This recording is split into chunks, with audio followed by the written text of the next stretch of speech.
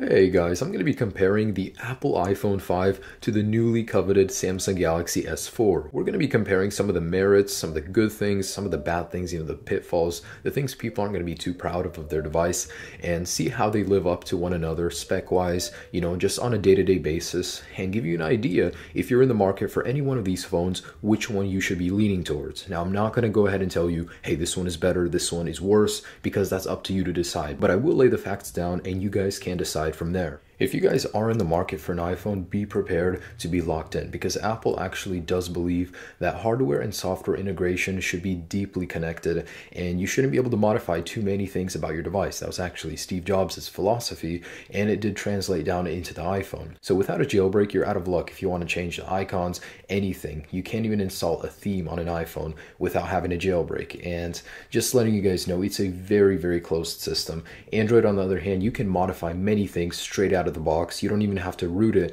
to do a lot of the things you have to do with a jailbreak on an iPhone. Now, that is a negative also, because on an iPhone, it's just near impossible to get a virus or any kind of malware. On an Android phone, that's a different story, because the system is very open. You hear a lot more about, problems with malware on Android. So just take that into consideration, guys, when thinking about purchasing any of these. This is a very closed system. The Galaxy S4 is actually very open, and you can modify a lot of the things on your device. Now, when it comes to hardware, the Samsung Galaxy S4 is stuffed to the plastic casing, full of all kinds of technological advancements. Power-wise, the Samsung Galaxy S4 clocks in at 1.9 gigahertz, and this is the US version. The international version, I do believe, is said to be at 1.6 gigahertz, so not all S4s will be created equally, but the iPhone 5 clocks in at 1.3 gigahertz with its Apple A6 chip. RAM-wise, the Samsung Galaxy S4 dominates, with 2 gigabytes of DDR2 RAM, and the iPhone 5 has 1 gigabyte of RAM. With the specs that we get from the Galaxy S4, it's really not much of a surprise that it almost doubles the Geekbench score of the Apple iPhone 5, which is incredible. And it's always a good thing when we're going forward in the mobile technology race. We get a hugely powerful phone right here, but the one benefit that the iPhone has is that it optimizes its use of the 1.3 gigahertz processor, and it's incredibly fast in many of the applications, including Safari, any game application. You won't notice any hang or hesitation. The Apple iPhone 5 really does optimize its use of the lower powered processor and the 1 gigabyte of RAM, so it really is an incredible feat that Apple has managed to get so much power from weaker specs. 1080p. The Samsung Galaxy S4's display is a full 1080p display. That used to be considered very special on television sets, and now we have it in a mobile phone. So just take that into consideration. Think about it for a couple seconds. A full 1080p display in a mobile phone. The iPhone 5, I'm not saying it's terrible in any way. It's still a beautiful display.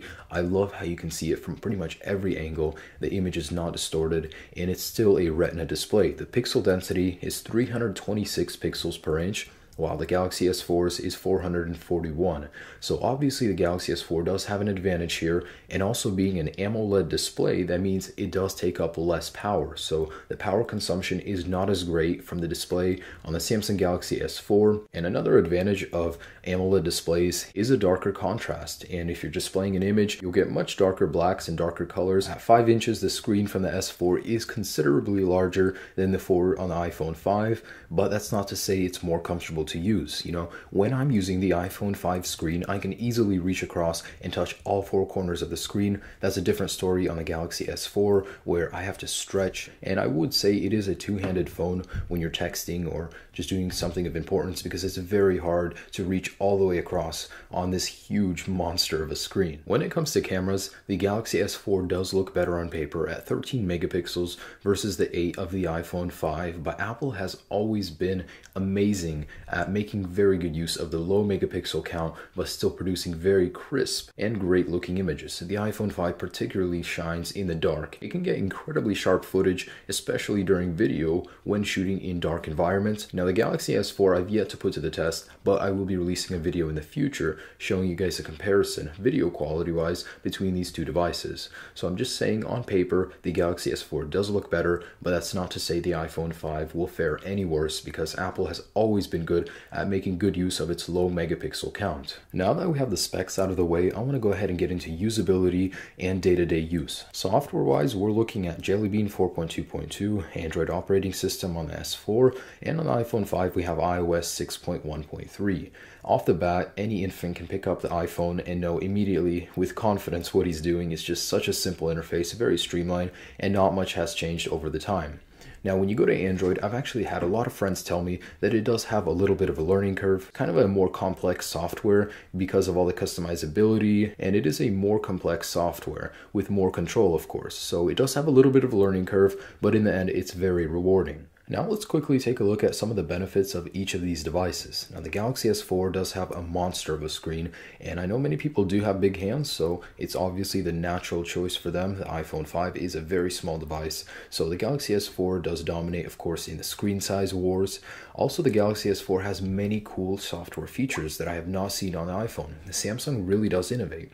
So here's this cool feature where you can record video or take pictures and have your expression in the video itself too, or a video clip. You can move this thing around, and it's a very cool feature. I'm sure many iPhone users will be able to get this with a future jailbreak tweak, but stock iOS users will not find this feature. There's actually several other very cool gestures as well. So if you want to hold an app and then wave your hand over the screen, it's really cool because you can move it around just like that. It uses the camera, and there's actually several other very cool features. So here's another really cool one. If you hover your finger over the screen without touching it, you can actually control some of the aspects of the software.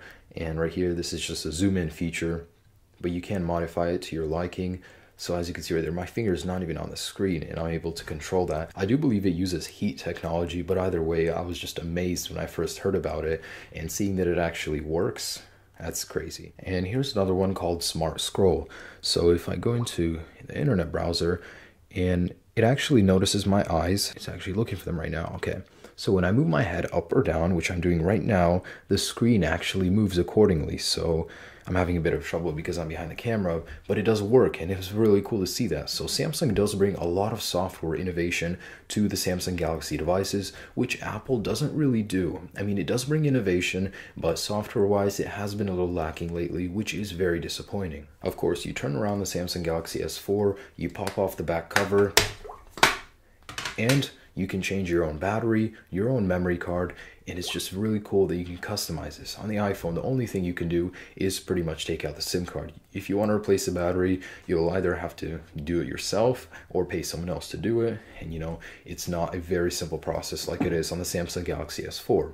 So all in all, if you're getting a Samsung Galaxy S4, the control on it is amazing. You can pretty much do whatever you want, software-wise, hardware-wise. You can change things, modify things. You're not going to get that on an iPhone. Oh, and a couple more things about the Samsung Galaxy S4. It does also have NFC support. You can actually connect it with other devices.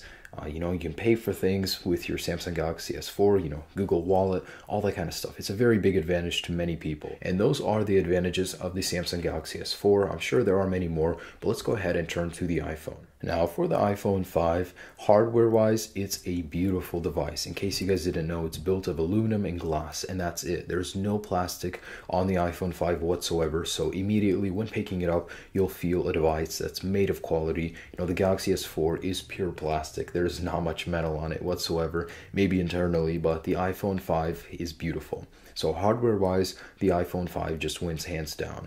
And if you guys do prefer plastic, it does make for a light device, but the build quality of the iPhone is superior to that of the Samsung Galaxy S4. App support. The iPhone 5 actually has an incredible amount of apps. The iOS App Store is much greater than that of the Android Play Store, so the iPhone 5 has a greater application support. When it comes to software, that's the same as well. Apple updates all of its devices at the same time. The Galaxy S4, each carrier has to decide which update to push out, and it's been a mess. I've owned an S3, I've owned many Android phones, and the software updates are just ridiculous. It takes an incredibly long time. Sometimes the developers don't even do it, so it's just a mess. Software updates on Android just generally tend to take a long time and aren't very pretty. The iPhone 5 is very optimized for the limited resources it does have. The iTunes stores actually have a greater selection of music because Apple is signed in with many of the audio distributors, so you'll get a greater selection of music and videos on the iTunes App Store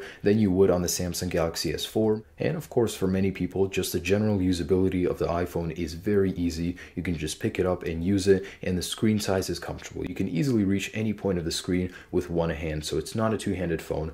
And generally, the iPhone is a very well-rounded experience. The Samsung Galaxy S4, you can control it, you can do anything you want, you can modify in any way, so it all comes down to personal preference, which device you do want to buy. Price-wise, they are very similar. If you want to enter a contract, they will be cheaper, of course, but you will be looking anywhere from $600 to $800 off contract for any one of these devices. Anyways, guys, that's pretty much it. The Samsung Galaxy S4 versus the iPhone 5. I'm sure many people will hate on the S4, will hate on the iPhone, but leave a comment down below. I want to know what you guys think about any one of these devices. I do hope you enjoyed this video, this comparison. That is the Samsung Galaxy S4 versus iPhone 5. Let the wars begin. Anyways, guys, have a great day. Peace.